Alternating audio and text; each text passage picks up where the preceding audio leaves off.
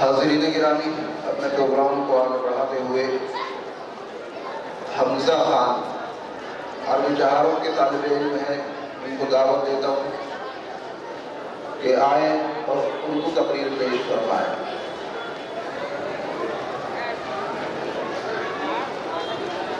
ان دونوں بچوں کے لیے جو اردو کی تقریر کر کے گئے ہیں، ہم اردو اور ہندی کی تقریر کر کے گئے ہیں، ہمارے اسکول کے پرنسپل صاحب جناب محمد ذاکر صاحب کی طرف سے 100 روپے عنایت کیے گئے ہیں۔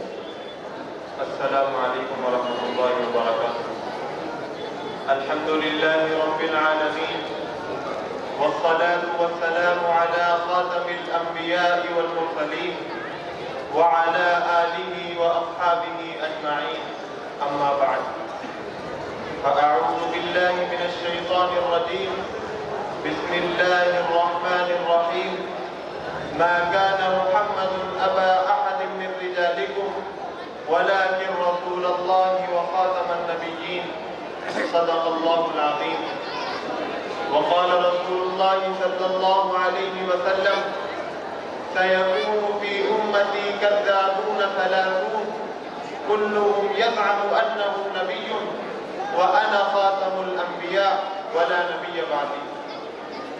قابل قدر معزز سامعین کرام، جناب محمد رسول اللہ صلی اللہ علیہ وسلم کا خاتم النبیین ہونا اور آپ کے بعد کسی نبی کا دنیا میں مبعوث نہ ہونا، یہ ایسا مسئلہ ہے جن پر صحابہ کرام سے لے کر آج تک ہر دور کے مسلمانوں کا اجماع اور اتفاق رہا ہے۔ اس لیے قطعی ضرورت نہ تھی کہ اس موضوع پر کچھ گفتگو کی جائے، لیکن کچھ دشمنان اسلام نے اس مسئلے میں مسلمانوں کے دلوں میں شکوک و شبہات پیدا کرنے میں بڑا زور لگایا ہے۔ سینکڑوں چھوٹی بڑی کتابیں شائع کر کے اور مال و دولت کا لالچ دے کر کم علم اور نادان لوگوں کو گمراہ کرنے کی کوشش کی ہے۔ اسی وجہ سے بندہ اس موضوع پر نقشہ کرنے کی جسارت کر رہا ہے۔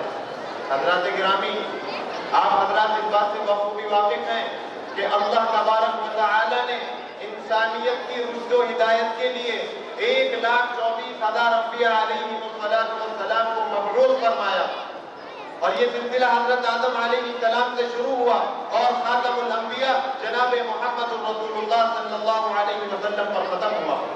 اللہ تبارک و تعالی نے ختم نبوت کا تاج جناب محمد رسول اللہ صلی اللہ علیہ وسلم کے سر پر رکھا اور رہتی دنیا تک کے لوگوں کے لیے دو ٹوک الفاظ میں اعلان کر دیا کہ اب نبوت کا سلسلہ بند۔ اگر اب کوئی نبوت کا دعویٰ کرتا ہے وہ جھوٹا ہے، گمراہ ہے، اللہ کا دشمن ہے، کیونکہ آپ کا خاتم النبیین ہونا ایک امتیازی وقت ہے، اور اسی امتیازی وقت کو خالق کائنات نے صراحتاً بیان فرمایا ہے۔ ارشاد ربانی ہے: ما كان محمد ابا احد من رجالكم ولكن رسول الله وخاتم النبيين، کہ محمد صلی اللہ علیہ وسلم تمہارے مردوں میں سے کسی کے باپ نہیں ہے، لیکن اللہ کے رسول اور نبیوں کے سلسلے کو ختم کرنے والے ہیں۔ آیت قرآنی اس بارے میں صریح ہے کہ آپ سب سے آخری نبی ہیں۔ نبوت کی عمارت آپ پر مکمل ہو چکی، دین اسلام مکمل ہو چکا۔ اب اگر کوئی صراحت قرآنی کے خلاف نبوت کا دعویٰ کرتا ہے وہ جھوٹا ہے، ملعون ہے، مردود ہے۔ خود سرور کائنات جناب محمد رسول اللہ صلی اللہ علیہ وسلم نے ایک عجیب مثال میں اپنا آخری نبی ہونا بیان فرمایا ہے۔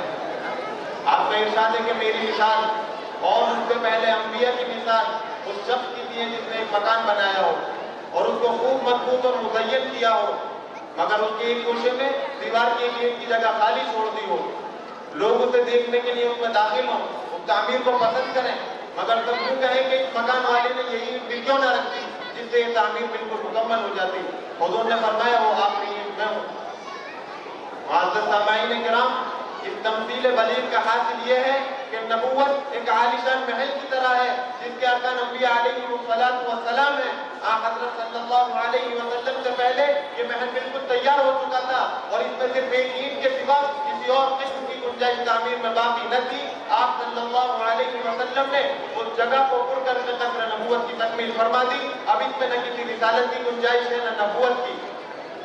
مسند احمد اور ترمذی میں بھی حضرت انس بن مالک رضی اللہ عنہ کی روایت ہے کہ آپ صلی اللہ علیہ وسلم نے ارشاد فرمایا: ان الرسالۃ قد بعد فلا رسول بعدی ولا نبی، کہ رسالت اور نبوت میرے بعد منقطع ہو چکی، اب میرے بعد نہ کوئی رسول ہوگا نہ نبی۔ قرآن اور حدیث کی ان تصریحات کی بنیاد پر امت مسلمہ کے تمام طبقات کا اجماع اس عقیدے پر رہا ہے کہ حضرت صلی اللہ علیہ وسلم کے بعد کوئی کسی قسم کا رسول یا نبی نہیں ہو سکتا۔ جو دعویٰ کرے وہ کاذب ہے، منکر قرآن ہے، منکر حدیث ہے اور کافر ہے۔ حضرات گرامی، آپ حضرات سوچ رہے ہوں گے کہ جب قرآن اور حدیث کا یہ فیصلہ ہے اور تمام مسلمانوں کا عقیدہ ہے کہ آپ صلی اللہ علیہ وسلم کے بعد کوئی نبی نہیں ہو سکتا، تو کون ملعون انسان ہوگا، کون مردود انسان ہوگا، کون جہنم کا خواہش مند ہوگا جو اپنے آپ نبوت کا دعویٰ کرے؟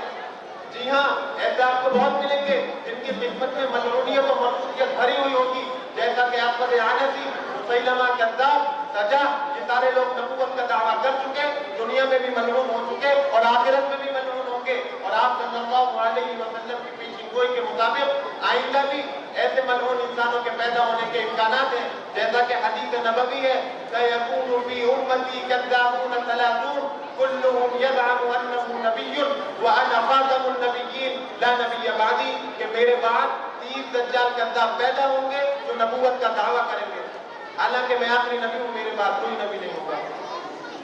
حاضرین مجلس، ان امکانات کے پیش نظر علماء امت اس غلط عقیدے کو لوگوں کے سامنے اجاگر کرتے رہے ہیں تاکہ امت مسلمہ اس فتنے سے محفوظ رہے اور صحیح ایمان اور عقیدے کے ساتھ دنیا سے رخصت ہو۔ اب آخر میں دعا کرتا ہوں کہ اللہ تبارک و تعالی ہم تمام لوگوں کو اس ختم نبوت کے عقیدے پر ثابت قدم رکھے، آمین۔ وآخر دعوانا ان الحمدللہ رب العالمین، والسلام علیکم ورحمۃ اللہ وبرکاتہ۔ ماشاءاللہ، بہت خوب۔